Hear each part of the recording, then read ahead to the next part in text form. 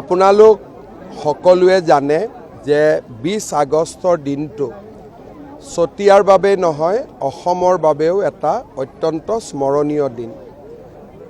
20 আগষ্টৰ দিনা চতিয়া থানাত প্ৰথমবাৰৰ বাবে অসমৰ তিৰংগ পতাকা মুক্তিযুঁজাৰু আৰু স্বাধীনতা সেনানীসকলে উত্তোলন কৰি আহিছিল আৰু পুনৰাই 1942 20 ছেপ্টেম্বৰ দিনাও তেখেতসকলে চতিয়া থানাত তিৰংগ পতাকা উত্তোলন কৰিছিলে 20 আগষ্ট আৰু 20 ছেপ্টেম্বৰ। কিন্তু আমাৰ নতুন প্ৰজন্মই এই বিষয়ে যিমানখিনি তেওঁলোকৰ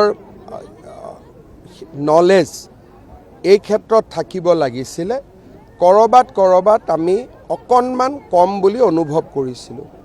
তাৰ কাৰণেই পদ্ম হাজৰিকা ডাঙৰীয়াৰ প্ৰচেষ্টাত চতিয়া দিৱস পালনৰ এটা মহান প্ৰচেষ্টা হাতত লোৱা হৈছিল। ইয়াক এতিয়া চৰকাৰীভাৱে উদযাপন কৰা হয়। এই প্ৰচেষ্টাৰ লগতে সংগতি ৰাখি আমি চতিয়াৰ গোটেই ঘটনাৰ ওপৰত এখন বোলছবি নিৰ্মাণ কৰাৰ বাবে প্ৰচেষ্টা ল'ম। ৰাজ্য চৰকাৰে তাৰ বাবে প্ৰয়োজনীয় ধন আবণ্টন কৰিব। বোলছবিখন চিনেমা হল আৰু ডিজিটেল মাধ্যম এই দুইটাতে যাতে সমৃদ্ধ হয় আৰু ইউটিউব আদিতো থাকে, আমাৰ যাতে নৱ প্ৰজন্মই এই বিষয়ে সদায় সোঁৱৰণ কৰিব পাৰে, তাৰ বাবে আমি এই প্ৰচেষ্টা হাতত ল'ম। ইয়াৰ উপৰিও অসমৰ প্ৰথমখন মুকলি বিহু মাধুৰী আহত চতিয়াত হোৱা বুলি এটা আমাৰ জনবিশ্বাস আছে। কেতিয়াবা গোলাঘাটতো এখন বিহুৱে কয় যে আমাৰ ইয়াত প্ৰথম হৈছিল। যি নহওক, যিখনে প্ৰথম যিখনে দ্বিতীয়, কিন্তু ই আমাৰ এটা প্ৰাচীন ঐতিহ্যক বহন কৰে।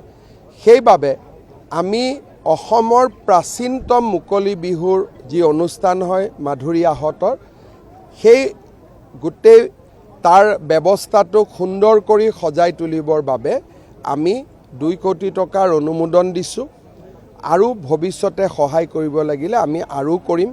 কেইটামান দিন আগতে আমি মূলা গাভৰু মৈদামতো আহিছিলোঁ, তাতো ৰাজ্য চৰকাৰে 40 লাখ টকাৰ বৰঙণি আগবঢ়াইছে।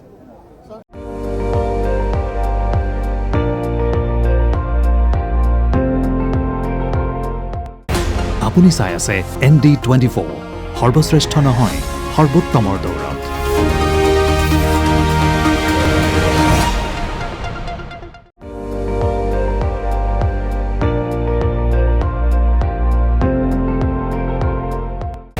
আপুনি চাই আছে ND24, সৰ্বশ্ৰেষ্ঠ নহয় সৰ্বোত্তমৰ দৌৰত।